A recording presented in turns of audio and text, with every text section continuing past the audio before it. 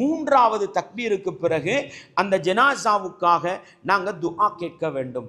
அல்லாஹும்ம இக்ஃபிர் லஹு வர்ஹம்ஹு வஆஃபிஹி வஅஃபு அன்ஹு வஅக்ரிம் நுஸுலஹு வவஸ்ஸி மத்கலஹு வக்ஸில்ஹு பில் மாஇ வஸ்ஸல்ஜி வல் பரத் வனக்கிஹி மினல் ذுனூபி வல் خطايا கமா யுனக்க الثوبுல் அப்யது மினத் தனஸ்.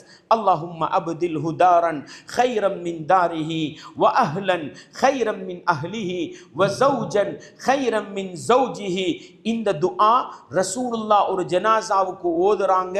பக்கத்தில் உள்ள நபித்தோழர் என்ன ஆசைப்பட்டாரு, இந்த ஜனாசாவாக நான் இருந்திருக்கலாமே என்று ஆசைப்படுற அளவுக்கு விசாலமான அர்த்தம் உள்ள துஆ. எனவே இதை தெரியாம நானும் நீங்களும் இருக்கேலாது. ஏன் ஜனாசான்றது உண்டோ, என் வாப்பாக்கு தொலை போறேன், உம்மாக்கு தொலை போறேன், நானா தம்பிக்கு தொலை போறேன், என் நண்பனுக்கு தொலை போறேன், ஒரு முஸ்லிமுக்கு தொலை போறேன்.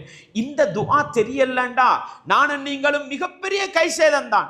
இதுல நாங்க பொடுபோக்கு செய்யக்கூடாது. அல்லாஹ் மக்ஃபிர் லஹு வர்ஹமு சொல்லிக்கொண்டால் போதும் மக்களை பழக்கிடக்கூடாது. பாடமாக்குங்க, இதை நடைமுறைப்படுத்துங்க. இதுதான் சுன்னா.